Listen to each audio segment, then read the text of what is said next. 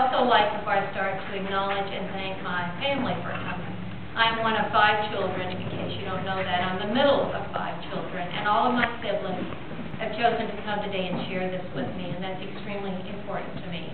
My brother John Muth, my sister Mary Lynn Muth, my brother Chip, and my younger sister Sissy. As you can see, Chip and Sissy, my mother loved nicknames.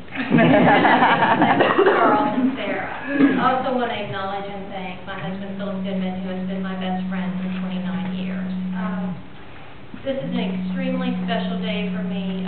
It is a privilege for me to be here, and for the many people who know me well, and there are many of you out there, my Aunt Doris, many family members, Marty, my cousin, you know that I have always had a passion for the law and for the courtroom.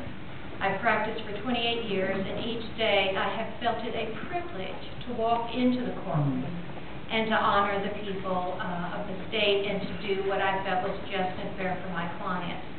The greatest privilege has now come to me as a lawyer, and that is to wear this robe and to sit on the bench, because now, after 28 years, I'm allowed to give back to my community. I know with this privilege there comes a great responsibility, and it's a responsibility to each day when I walk in this courtroom to be fair to everyone. Whether they are rich or poor, old or young, I want everyone that comes in here to realize that I'm their judge when I'm here. And probably the greatest compliment to Judge Hayes was I was on the bench on Friday, and it was a fine payment. And an older gentleman came in, and he obviously had been paying his fines. I could tell from the jacket that he had always paid. He'd come in, he was still paying, but he never missed a court date. And when he came in and he walked up to the podium, the first thing he said was, "Where's my judge?" And the fear on his face that Judge Hayes was no longer there was such a compliment, because even though Judge Hayes had fined him and had basically punished him, he felt that it was someone that respected him and that he could trust. So I promise the citizens of Kentucky that each day when I walk in this courtroom, one, I will not forget that this is a privilege to be here. It is an honor, and that I have very high duties. And each day when I walk in, my goal will be to ensure that whether they liked my decision or not, everyone that leaves will feel that they were treated fairly. And that while I want people to respect me, I hope that no one ever fears me. I would like to be a mentor to the young lawyers. I fully intend to give back to my community, but I also would like to give forward. I'm here today, and I'm a good lawyer, and I hope to be a great judge because of the mentors I had. Justice Keller, Judge Grant, they were wonderful judges. Judge Barker.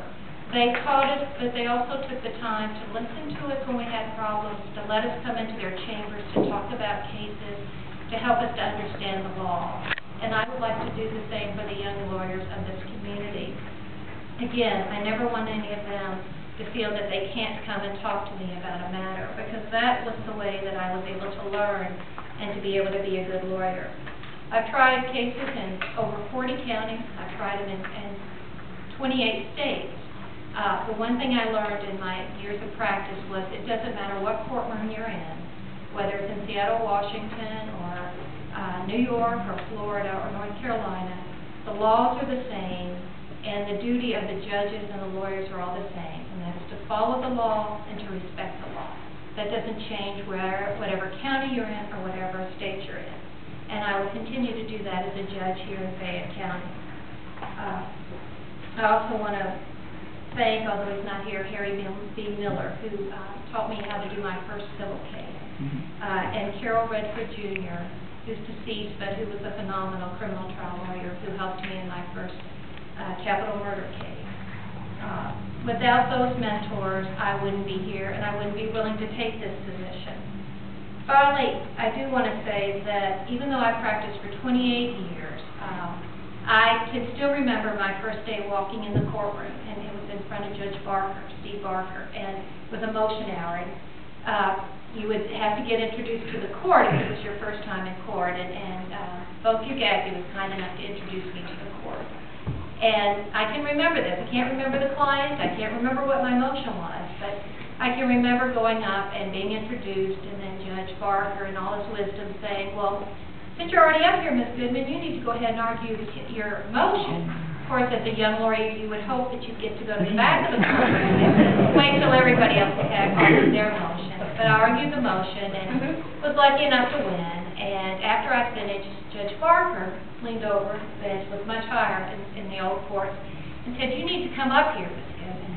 And I thought, oh, I've obviously done something wrong, and he's going to reprimand me, but he's going to at least do it quietly from the bench. And so I walked up, and he said, "Put your hand up here." And sort of put my hand up, and he grabbed it and petted it, and he said, "I wanted to let you know your mother called and told me you were coming." For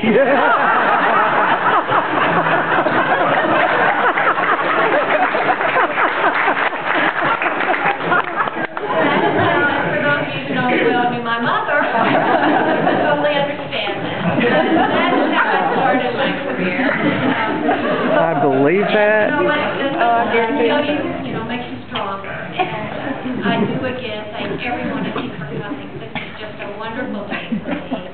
And I hope to be here a long time, and I hope to wear this robe proudly. And at the end of the day, I hope everyone says that she's a good judge. Thank you for coming. Yeah.